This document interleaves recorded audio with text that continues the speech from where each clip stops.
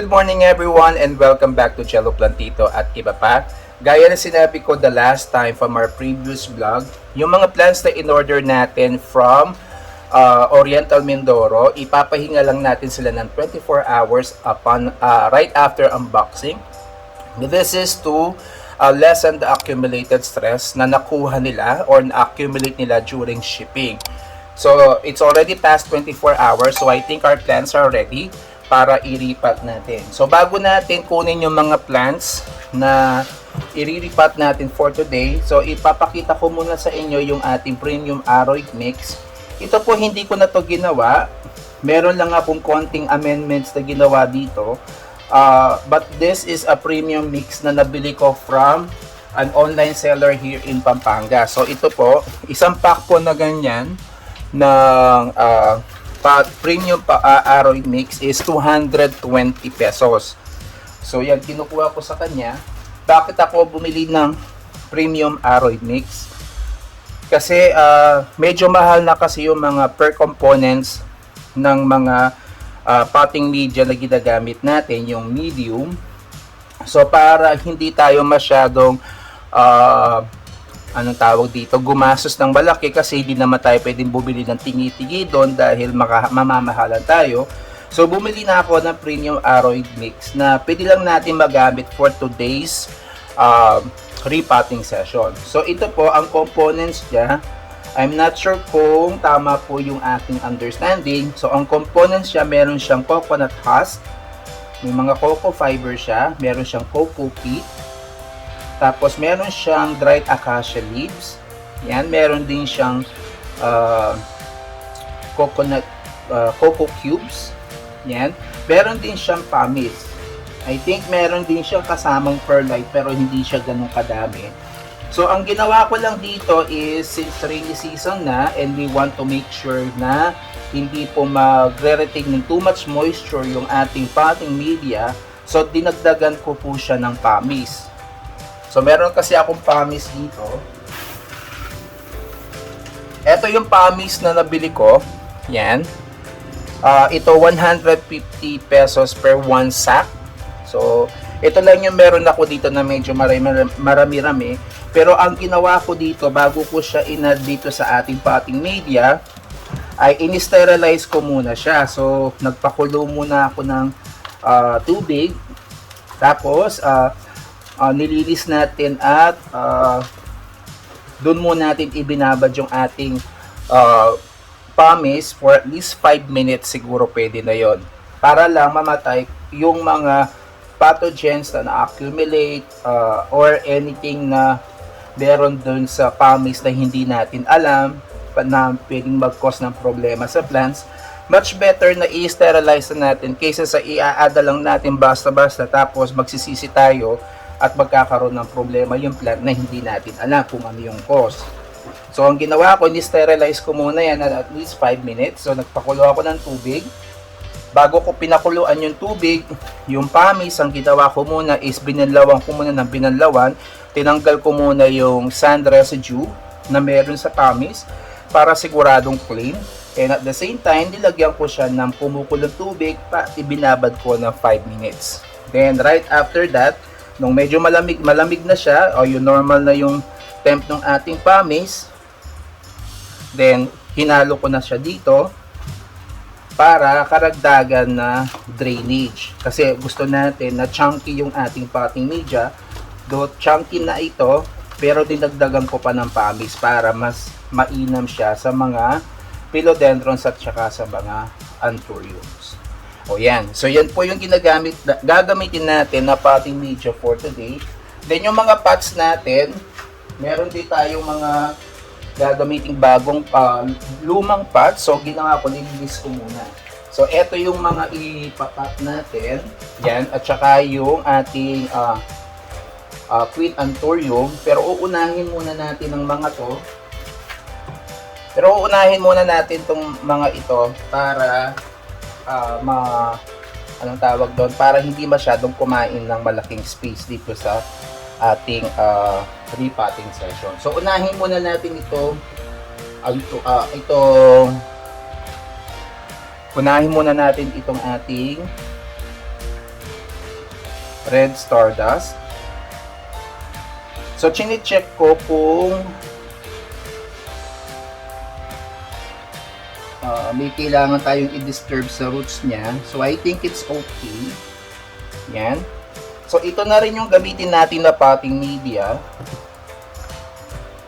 sa red stardust para hindi na siya masyadong mag-adjust. Yan.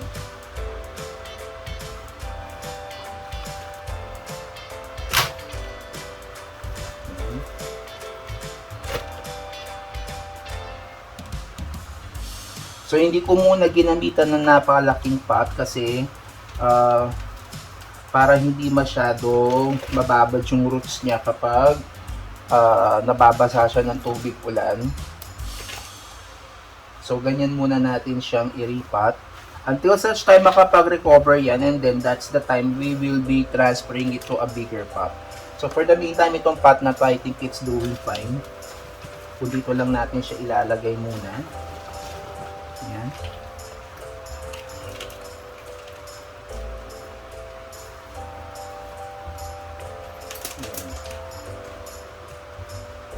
So, mabilis lang yung repotting session natin ngayon kasi meron na tayong prepared na potting media. Medyo matagal kasi kung magpe-prepare ka ng potting media na separate.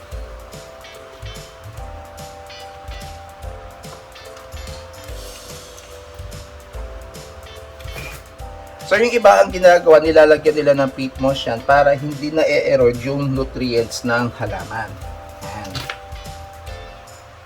So, I think it's okay. So, ganyan lang kabilis yung pagre-repot natin. Ayan. So, tini-check ko kung meron siyang mga scales. So far, clean siya. So, walang scale. So, this is just going to be fine. So, we're done with the red stardust. Then, I'm thinking kung saan ko ilalagay itong black cardinal. So, this is the black cardinal. Ito, parang kailangan nating tanggalin yung kanyang media. So, I'm checking the roots kung okay siya. Ayan.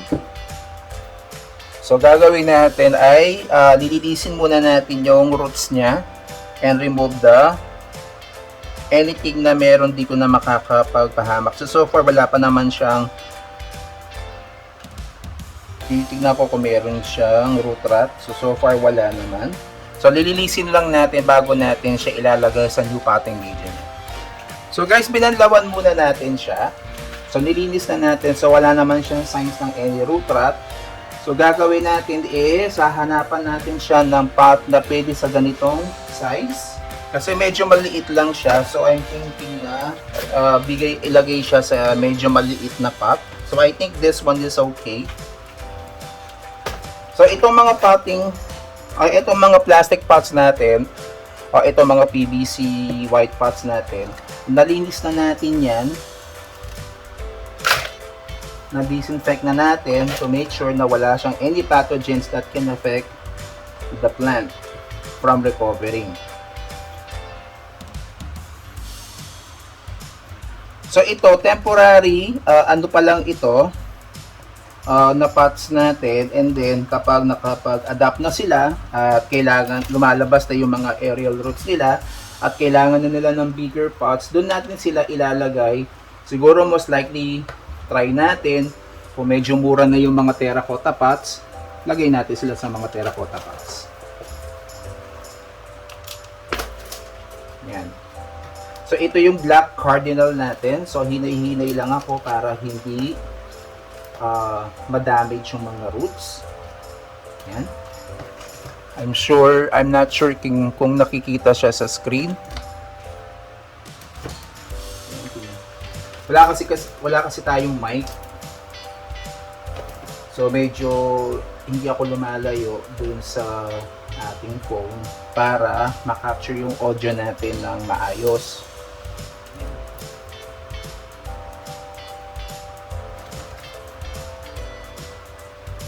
So yan po yung ating black cardinal. So we're done. Natapos na po natin silang i-repot. So now we're down to the, lagay muna natin siya dito. And then next one, we have the Black Sun. So ito, nilagay ko muna sa ganyan kasi as per seller, ito daw yung original na potting media niya. So tinanggal lang siya sa pot. So I'm thinking na baka ang gawin ko na lang is, wag ko na i-disturb yung roots niya. And I'm thinking if I need to put it on a bigger pot. So, I think it's already okay na dito na natin siya ilagay. So, naghanap ako ng bigger pot para dito. So, may mga drainage holes na yan. Nalagyan ko siya ng additional drainage holes. Yan. So, hindi ko na tinanggal yung potting media niya kasi original potting mix niya to. So, inalis lang niya sa pot para lang magkasya siya sa box ng GRS at hindi masyadong mag-cost ng malaking shipping fee.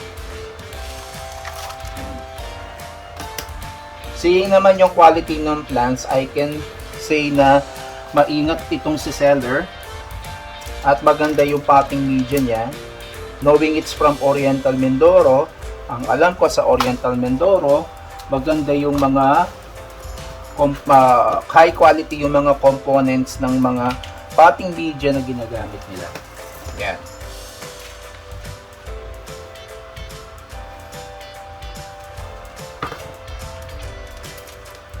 So, chunky yung potting mix natin. Kaya maganda siyang gamitin. And, yan.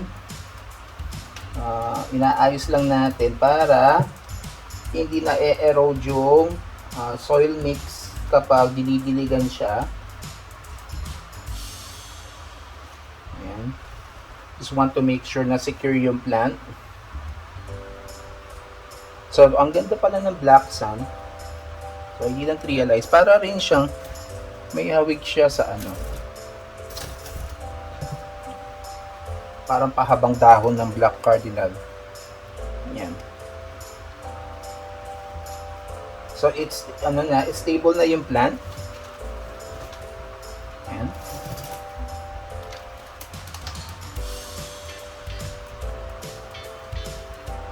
And I think we're good sa ating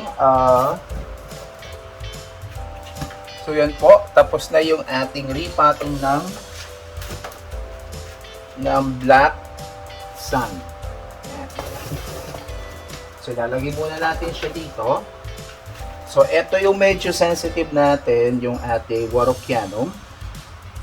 So I'm actually looking for a longer pot na akma dito. Ang nakikita ko lang na akmang-akma dito is itong pot na to. Hinahanap ko pa kasi yung isang pot ng pang-Warocyanum.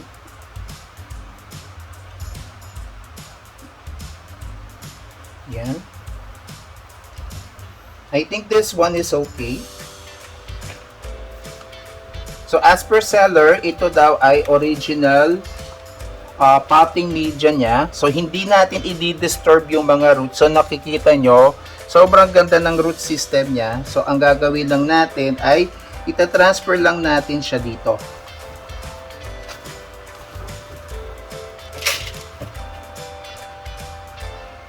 Yan. Pag ganito ka-sensitive na mga plant guys, it would be better wag nyo nang i-disturb yung mga roots niya at i-ask nyo na lang sa seller na i-deliver niya yung plant na nakapat. Kung ito naman ay locally dito nabibili, so wala nang problema yon. Kaysa sa magsisi kayo bandang huli at magkaroon kayo ng problema sa plant, it would be better na ipapatid nyo na lang.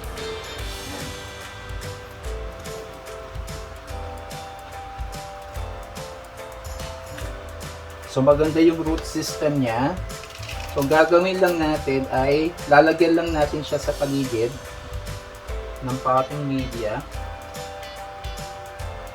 para hindi na masyado mag-adjust yung plant natin.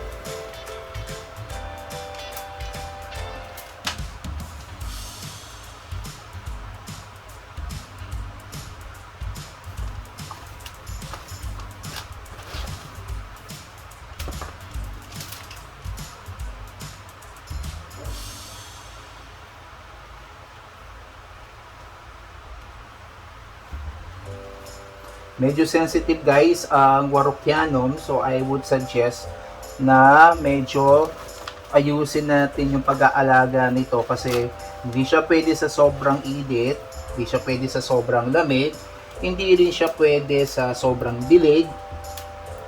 Kailangan binabantayan yung ano niya, yung humidity niya, and then yung plant natin dapat hindi pa palit-palit yung weather at hindi dapat nababasa yung mga leaves niya kapag dinidiligan. May pagkakamali akong ginawa dun sa isa kong Warocyanum.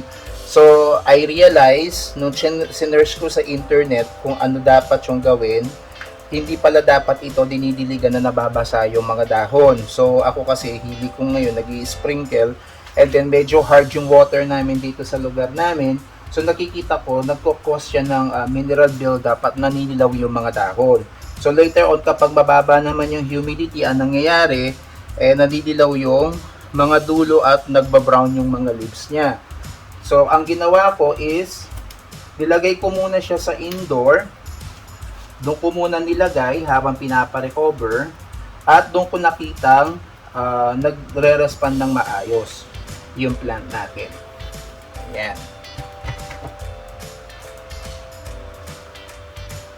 So, we're done with repotting our plants. So, ito na po yung ating mga plants na na-repot for today na galing po ng Oriental Mindoro. Ito na po yung mga plants na natapos na nating i-repot. So, ito po yung ating Black Sun. Yan. And this is our Black Cardinal. Ito naman po yung ating Red Stardust, and this is our Anthurium Warocyanum. So ito, baka lalagyan ko siya ng wooden stick para support po sa kanyang mga dahon at may makapitan po yung kanyang aerial roots. Pero ito muna, ganito muna gagawin natin hanggang sa malagyan natin siya ng pole na makakapitan po ng ating aerial roots para po mag-continuous yung paglaki po ng ating Anthurium Warocyanum. Okay, so hanggang dito na lang po. At bago po natin tapusin, kung napansin po ninyo, marami pa pong natira dun sa ating potting media with the price of 220 pesos. So sulit na yung 220 pesos at nakapag-repot na tayo ng 4 na plants pero hindi pa po nauubos yung potting media natin. Po pwede nyo po itong itabi ulit, lagay nyo sa isang container para hindi po pamahayan ng mga pathogens or ng mga fungi. Yan.